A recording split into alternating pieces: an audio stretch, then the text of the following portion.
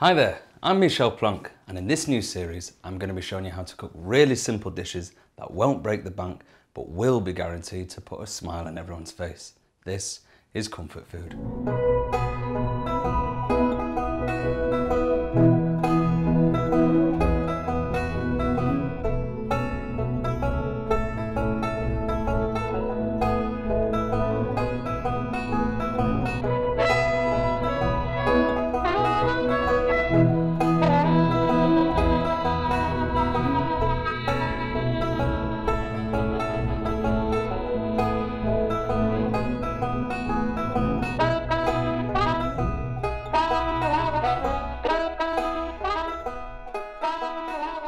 One of the great things about food is how strongly it's connected to memory. Certain dishes almost transport you back in time. It only takes a spoonful of Christmas pudding before I'm flooded with memories of Christmas Day. Some dishes almost act like markers for our journey through life. And that is what comfort food's all about. Food that's really simple to prepare, but takes you to that happy place. In today's episode, I'm going to be cooking a traditional Spanish omelette. Now this for me is the ultimate comfort food. I ate it practically every day when I was on holiday with my ex-wife. Just one mouthful of Spanish omelette and it's almost like I'm back there in the hotel room, eating my breakfast, watching her stood on the balcony, overlooking the ocean to the horizon. What is she thinking? Ingredients. Okay, so the great thing about omelette is that you can really get creative. Now, strictly speaking, purists will tell you that Spanish omelette only has 5 ingredients in, but I'm going to give you my twist on it because that's what life's about. Making changes, embracing the new. It's almost like my new life motto. People can change. Obviously eggs are involved, but beyond that it's up to you. You can chuck in garlic, ham, tomatoes. I usually like to chuck a few jalapenos in there. I say usually, haven't really been able to eat it since. Was it Jesus who said you can't make an omelette without breaking a few eggs? It was one of them. I always use free range eggs as I actually think the flavour from it. Caged eggs?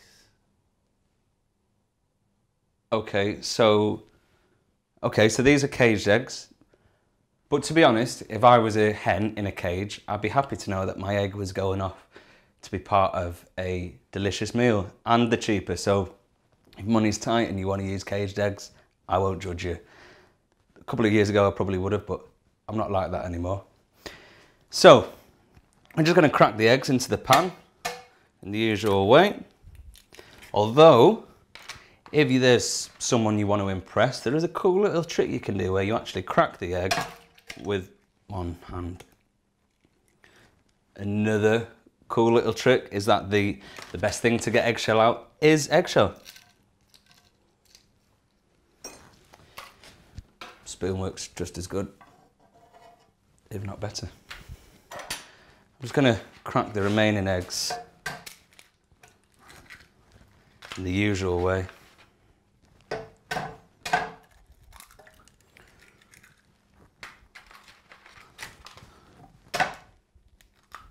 Okay, then you want to get your whisk so you can beat them. Should probably do that in a bowl because you don't want to ruin your pan. So when you do it, crack them into the bowl. Now we beat them. It's been a while. Okay, then you want a good knob of butter and then season. Okay. In my Spanish omelette, I'm going to have 1 red pepper, which I've already diced, and we're going to get that going in a different pan, because that's got egg in now. Although, it is going in the same thing.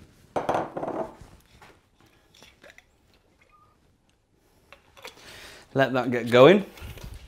Now, strictly speaking, this isn't in Spanish omelette, but this is my secret ingredient. This is a Spanish sausage called chorizo. A few slices of this is really going to make your omelette come alive. My ex-wife and I used to argue about the pronunciation of this. She'd say it's chorizo, and I go, it's chorizo, but It is truth though, she was right. I understand that now. Get the sausage in your pan with the peppers. Let that lightly fry, the flavour's going to leak out of there. Oh, it smells good. Then parsley. Want just a small bunch of parsley. You chop it roughly. Usually I can't get past this stage without crying like a little. Yeah. And then in Spanish omelette, you just want one small potato that I've already diced and part boiled. Just put that in, slap it all together, give it a little stir to mix it. Typically I would use about half the ingredients that I've got here, as I live on my own now, but I'm showing you how to make enough Spanish omelette for 2 people. Maybe you've got a friend round for dinner, or it's a romantic meal, but you know, like a good one this time. Like maybe you've booked a table street side where you'll be able to see the procession go by. The restaurant was fully booked, but you begged him and he looked into your eyes and he saw something. Pity, hope, something. You thank him, it had to be here. This is where you came that first time after all. The night is cool, but you're sweating, you're nervous. The place is buzzing. You make your way through the maddening crowd towards the table. Everyone's out having a good time. They're all chatting, but she doesn't say a word. The parade's coming by now. She always loved that. You're trying to tell her that you can change, that things will be different from now on, but she can't hear you because the parade is so loud. So loud. You shout again, but the fireworks are off now and everybody's cheering. They're cheering and she's crying. She leaves. She runs off through a procession. You go after her, but can't get through the crowd. By the time she got back to the hotel, she'd already gone. She was the best thing that happened to you and you lost her, didn't you? Sure, in time there'd be others, but just wasn't the same. Can't go back.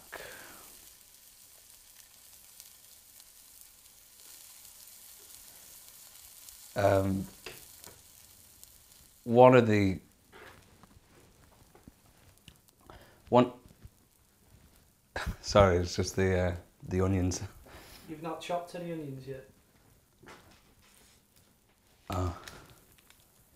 Yeah, I should have put that wine.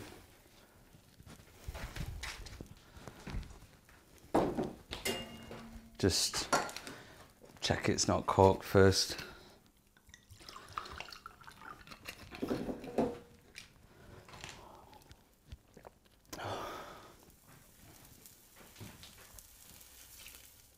You don't have to put wine in. In fact, I wouldn't. But I've started this omelette now. I'm not going to abandon it. I'm going to see it through to the end. Who knows how good it could be. So, under the grill.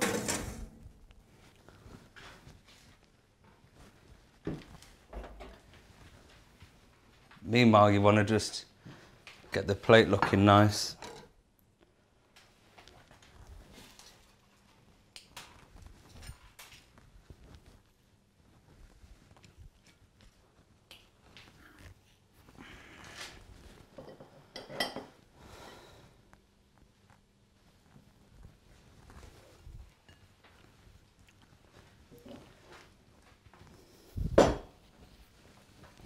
That's probably done.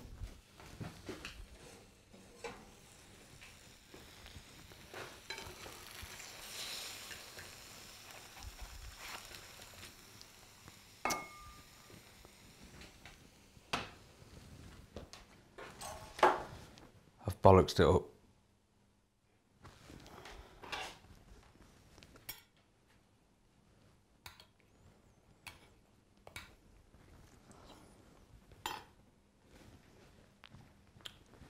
It's actually really nice. She would have loved that. There you have it. Really, really simple Spanish omelette. Just put the onion in, put the onion in and don't put wine in. And that is comfort food.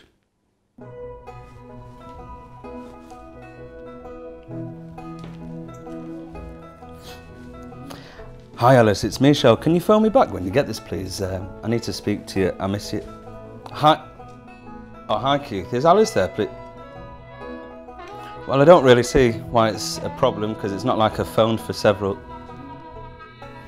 Well, isn't it up to Alice if she wants to speak to me or not? Right, well, to be fair, she married me and she still hasn't married you, Keith. Do you ever think about that, you prick?